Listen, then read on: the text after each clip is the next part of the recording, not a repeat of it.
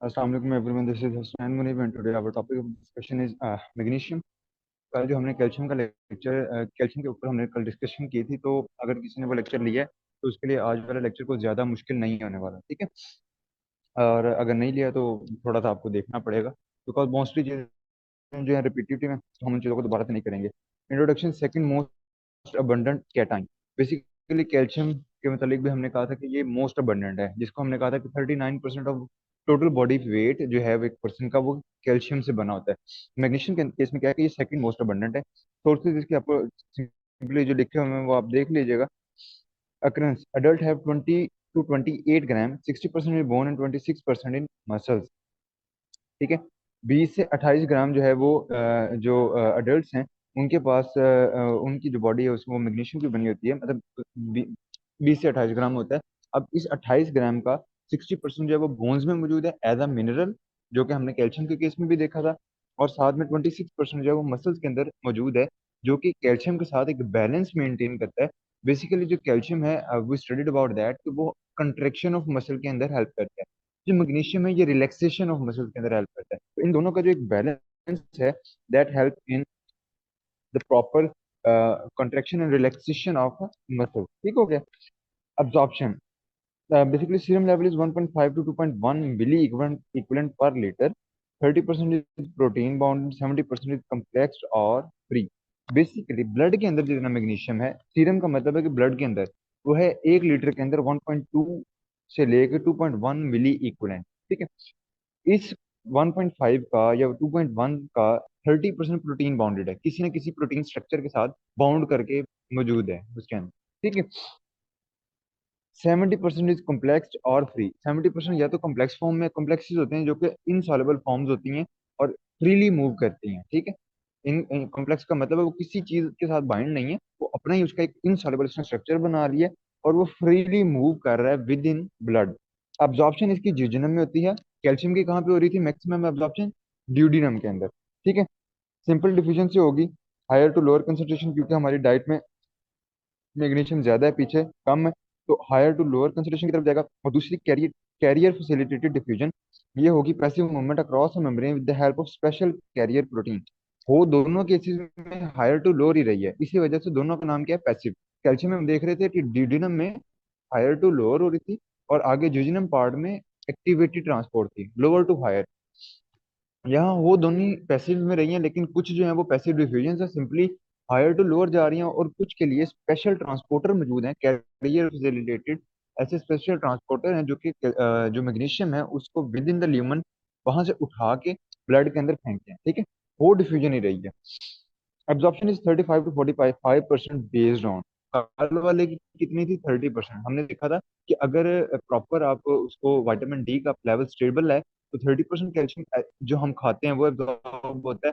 अगर प्रॉपर नहीं है तो 15 to 20% समथिंग था। यहाँ पे मैग्नीशियम के अंदर क्या है? 35 to 45%। Magnesium level of diet, diet के अंदर कितना है उस पर डिपेंड करेगा। पर्सन का मैग्नीशियम स्टेटस क्या है उस पर डिपेंड करेगा, और ओवरऑल कंपोजिशन ऑफ डाइट उस पर भी डिपेंड करेगा। अगर डाइट के अंदर जो चीज खा रहा है उसका मैग्नीशियम लेवल ज्यादा है, एब्जॉर्प्शन ज्यादा। अगर पर्सन का बॉडी डेफिशिएंट है, खाली बॉडी है, तो उसमें एब्जॉर्प्शन रेट ज्यादा होगा। इन कंट्रास्ट टू इट, अगर का जो बॉडी के अंदर रिजर्व मैग्नीशियम के पड़े हुए हैं ऑलरेडी, उतना ही एब्जॉर्प्शन रेट जो है वो स्लो होगा, ठीक हो गया। और थर्ड जो है overall composition of diet. Overall composition क्यों मैटर करती है?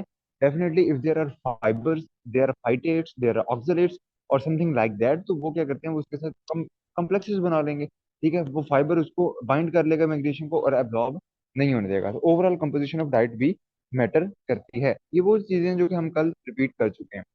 Regulation, kidney control magnesium level by conserving और एक्सक्रीटिंग अकॉर्डिंग टू रिक्वायरमेंट। कल कैल्शियम भी किडनी के थ्रू जो है वो मैनेज कर रहे थे, लेकिन इसके यहाँ भी जो मैग्नीशियम है it is also controlled by kidney.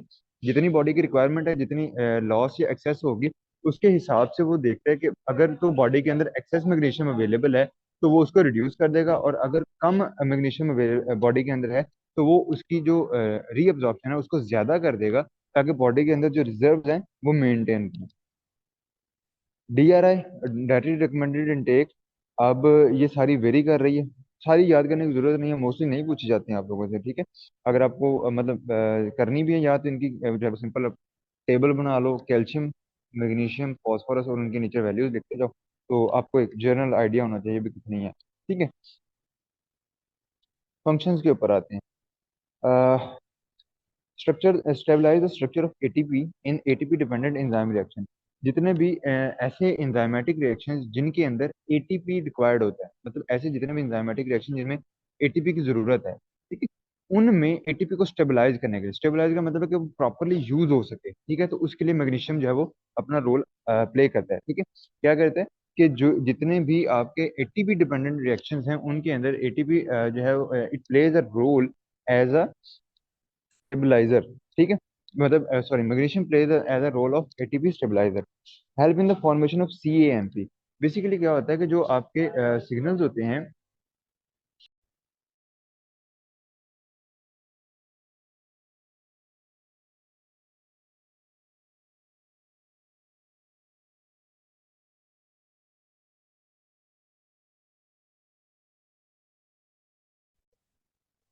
Basically जो सीएएमपी होता है ये होते हैं complementary adenosine monophosphate.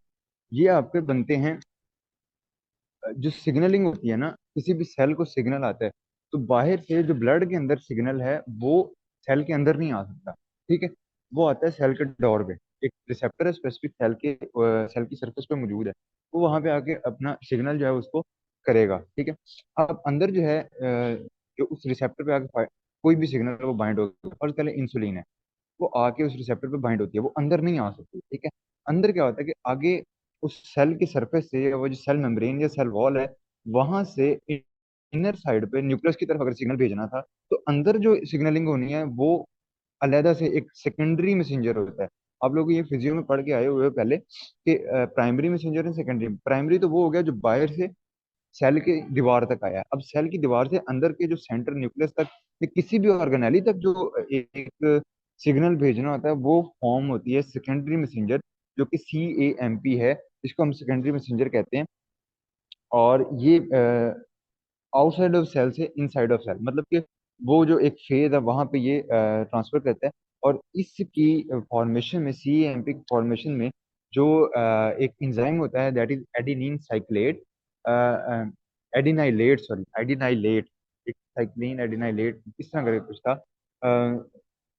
Not of your concern, मैं ऐसे ही बता रहा हूँ, एडिनाइलेट मुझे उसका। तो वो बेसिकली ट्रांसफर कर, वो उसकी जो उस स्टेप में उस एंजाइम की फंक्शनिंग के अंदर जो है वो मैग्नीशियम का रोल है। ठीक है, मैग्नीशियम अपना रोल प्ले करता है इन दैट एंजाइमेटिक फंक्शनिंग, जिसने बनाना होता है, फॉर्मेशन करनी होती है CAMP। CAMP क्या है? सेकेंडरी मैसेंजर है, play a role in neuro muscular transmission. वही जिसने कैल्शियम अपना रोल प्ले कर रहा था न्यूरो मस्कुलर ट्रांसमिशन के अंदर, कि न्यूरॉन्स से जो मसल को एक स्टिमुलस आनी है कि भाई कॉन्ट्रैक्ट कर जाओ, जो भी इलेक्ट्रिकल सिग्नल ट्रांसफर होता है, उसके अंदर ये रोल प्ले करता है। In working together MG relaxes muscle and calcium help in contraction, as I told you earlier. Calcium का काम बेसिकली है कॉन्ट्रैक्शन करना, मैग्नीशियम का काम है रिलैक्स करना, और दोनों मिलके जो मसल्स हैं उसकी कॉन्ट्रैक्शन एंड रिलैक्सेशन करवाते हैं। A supplement magnesium L-threonate enhances learning and working memory। हाँ वही बोलना था, साइक्लिक एडिनोसिन मोनोफॉस्फाइसोलेट, लफज थोड़ा सा मिक्स हो जाते हैं, आप देखिएगा। Monophosphate, cyclin, cyclic adenosine monophosphate, yes, CAMP होता है साइक्लिन एडिनोसिन मोनोफॉस्फेट। मेरे थोड़ा सा मिक्स हो गया, वो एक और जगह CAMP होता है, देख लीजिएगा। मतलब ये आपने सही बताया Fatima. Okay, so we were on, okay. Cofactor for more than 300 enzymes involve in, basically 300 से ज्यादा जो कोफैक्टर्स हैं उसके अंदर इसका रोल होता है। ठीक है, मतलब 300 से ज्यादा एंजाइम्स हैं जिनके अंदर एज अ कोफैक्टर काम करता है। कोफैक्टर क्या होता है कि एक नॉन प्रोटीन कंटेंट एंजाइम का, एक एंजाइम को एक कुछ चीज, एक ऐसी चीज है जो कि एंजाइम की फंक्शनिंग में हेल्प करती है। ठीक है, उसको कहते हैं non functioning, sorry non functioning कह रहा हूँ, नॉन प्रोटीन, यानी कि मिनरल फॉर्म में होता है। ये उस एंजाइम के साथ बाइंड करेगा तो एंजाइम अपना काम सही तरह कर सकता है। अगर ये वहां पे मौजूद नहीं है या इसकी डेफिशिएंसी है, तो वो एंजाइम प्रॉपर वर्किंग नहीं कर सकता। मेटाबॉलिज्म ऑफ फूड, फूड से ये जो हम एनर्जी हासिल करते हैं और बाकी फंक्शन हासिल करते हैं, उनके अंदर मैग्नीशियम का रोल होता है। Synthesis of fatty acid protein, definitely it is a part of fatty acid की सिंथेसिस, और प्रोटीन की जो सिंथेसिस है ये भी मेटाबॉलिज्म का ही पार्ट होता है, क्योंकि मेटाबॉलिज्म के दो पार्ट्स होते हैं, कैटाबॉलिज्म एंड एनाबॉलिज्म। एनाबॉलिज्म होता है कि फॉर्मेशन ऑफ न्यू स्ट्रक्चर। तो जो प्रोटीन हम खाएंगे वो बॉडी के अंदर जाएगी, आगे उसके अमाइनो एसिड बनेंगे, और उन अमाइनो एसिड से बॉडी के डिफरेंट स्ट्रक्चर्स बनेंगे, लाइक हार्मोन्स हैं हमारे पास, एंजाइम्स हैं, बॉडी प्रोटीन्स हैं, ठीक है, टिश्यू प्रोटीन्स हैं। वो फॉर्मेशन ऑफ अमाइनो एसिड्स है। तो ये जो दो स्टेप है, इसकी फॉर्मेशन के अंदर जो है वो अपना रोल प्ले कर रहा है, ठीक है। Phosphorylation, addition of phosphate of glucose in the glycolytic pathway। जो ग्लाइकोलाइटिक पाथवे होता है उसमें जो फॉस्फेट ने ऐड होना है ग्लूकोज में, ठीक है, जिससे ग्लूकोज क्या बनता है, ग्लूकोज 6 फॉस्फेट।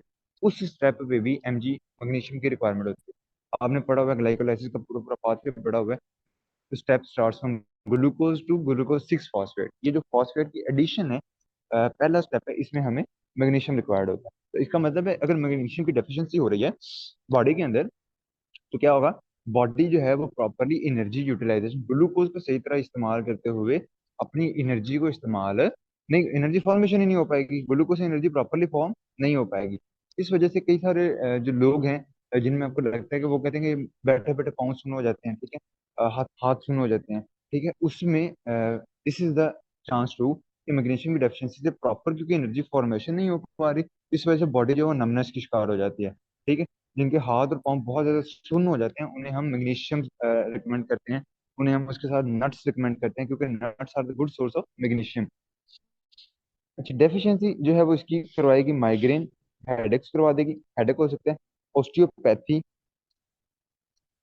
ऑस्टियोपैथी का मतलब है कोई भी बोन डिसऑर्डर है, क्योंकि ये मैग्नीशियम उसका पार्ट है, ठीक है। Severe asthma, chronic renal failure, dysmenorrhoea, renal asthma आपको पता है, रीनल फेलियर जो किडनी का फेलियर हो सकता है, डिस्मेनोरिया, इर्रेगुलर पीरियड्स जो फीमेल्स के अंदर होते हैं, osteoporosis, porous bones, diabetes mellitus हो सकती है, aplastic and heart vascular diseases, जो डिफरेंट हार्ट डिजीजेज हैं वो अकर कर सकती हैं।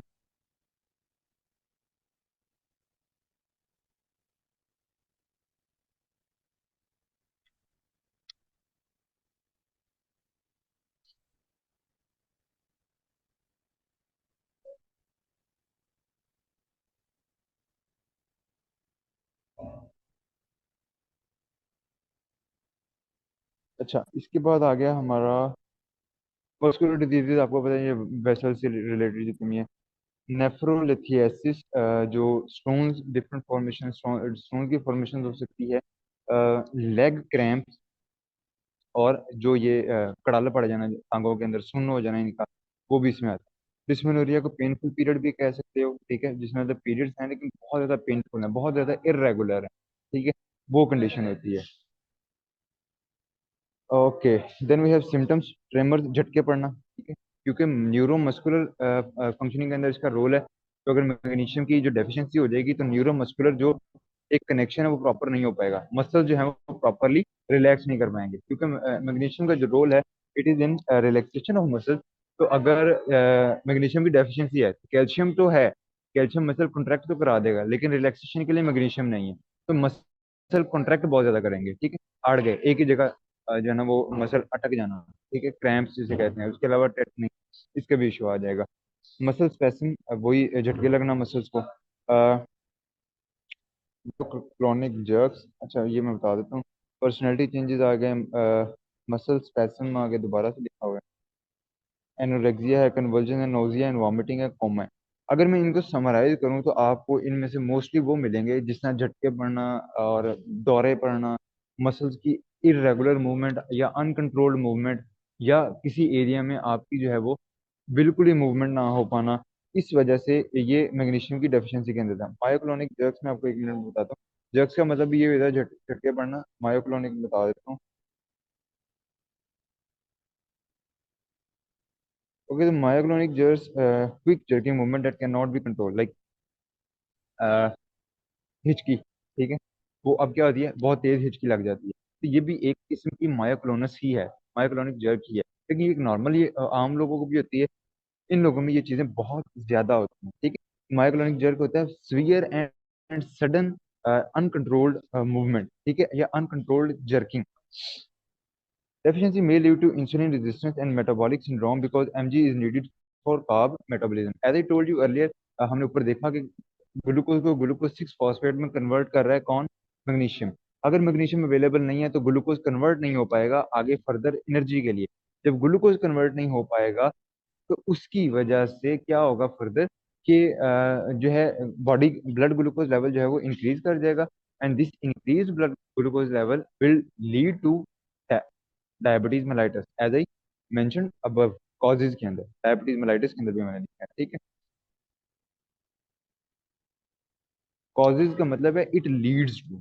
डेफिशिएंसी के कॉजेज नहीं लिखे हुए, ये लिखा हुआ है कि डेफिशिएंसी लीड्स टू, मतलब डेफिशिएंसी आगे क्या कॉज करती है, ठीक है। क्लियर है इतना?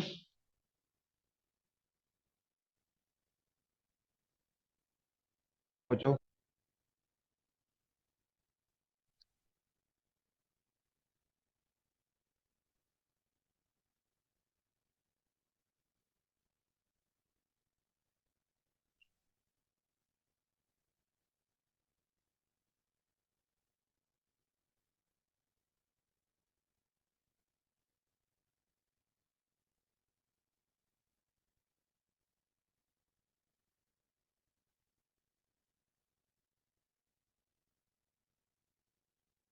अच्छा, मैग्नीशियम के रिलेटेड जो आपका एक है कि स्टोन से कैसे बचाते हैं, तो इसकी एक जनरल रीजन जो मैंने स्टडी की थी वो ये थी कि बेसिकली मैग्नीशियम करता है कैल्शियम ऑक्सैलेट स्टोन्स फॉर्मेशन को। मैग्नीशियम जो है प्रिवेंट करता है कैल्शियम ऑक्सैलेट स्टोन्स फॉर्मेशन को, ठीक है।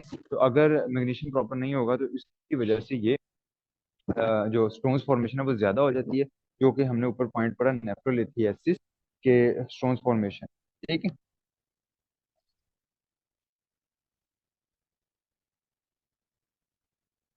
इफेक्ट्स ऑन बोन्स, बोन्स पे इनका क्या इफेक्ट होता है डेफिशिएंसी का? डेफिशिएंसी मैग्नीशियम की अगर डेफिशिएंसी हो जाएगी तो उसकी वजह से पैराथायरॉयड हार्मोन की भी डेफिशिएंसी हो जाती है, डिक्रीज हो जाता है। पैराथायरॉयड हार्मोन हमने कल पढ़ा था कि वो मेंटेन करता है बेसिकली ब्लड के कैल्शियम लेवल, ठीक है।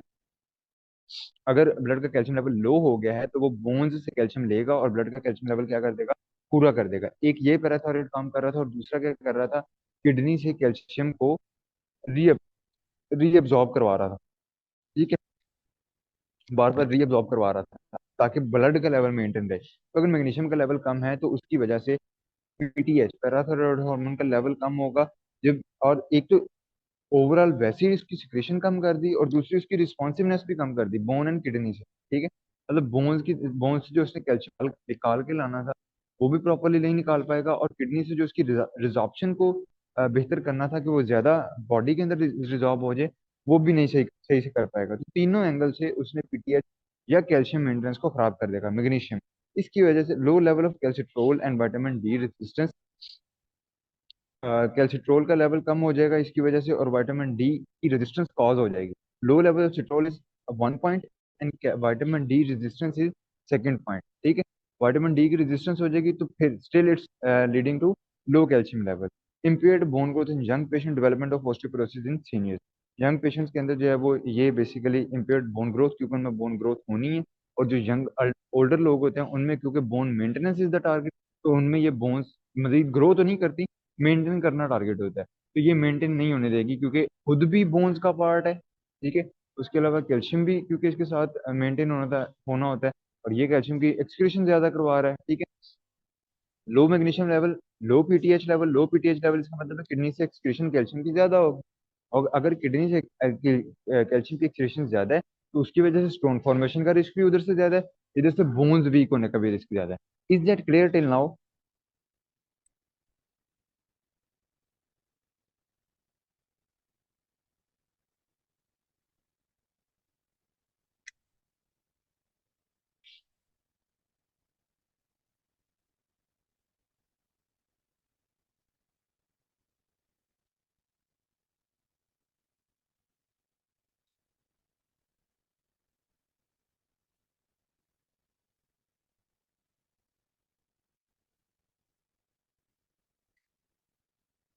ओके। अच्छा, ये जो टॉक्सिसिटी है वो कहते हैं कि सिर्फ उन लोगों में हो सकती है जिनमें स्मेल्टर वर्कर, कुछ ऐसे लोग जो कि मैग्नीशियम डस्ट जो है ना इनहेल करते हैं, सिर्फ उन लोगों में ये काम हो सकता है। इनके अलावा जो है वो बाकी ऐसे मैग्नीशियम की बहुत ज्यादा टॉक्सिसिटी के जो चांसेस हैं वो काम होते हैं। स्मेल्टर बेसिकली क्या होता है कि वो जो डिफरेंट ये जो लोहे की कानों में और लोहे वाली जो फैक्ट्री होती है वहां पे जो काम करते हैं, ये मेटल जो फैक्ट्री है वहां पे जो काम करते हैं वगैरह के मेटल होते हैं, ठीक है। तो जब इसकी डस्ट उड़ती है तो वो इनहेल करते हैं जो कॉन्स्टेंटली, उनमें ये रिस्क होता है, और उनमें फिर ये क्या करता है, बोन्स कैल्सिफिकेशन को रिड्यूस करवा देता है, ठीक है। बोन्स प्रॉपरली जो है वो कैल्सिफाई नहीं हो पाती, यानी कि बोन्स के अंदर जो कैल्शियम डिपॉजिट होना है उसके स्टेप को ये क्या कर देगा, स्लो डाउन कर देगा। लेट मी सी आगे इसके आगे कुछ है या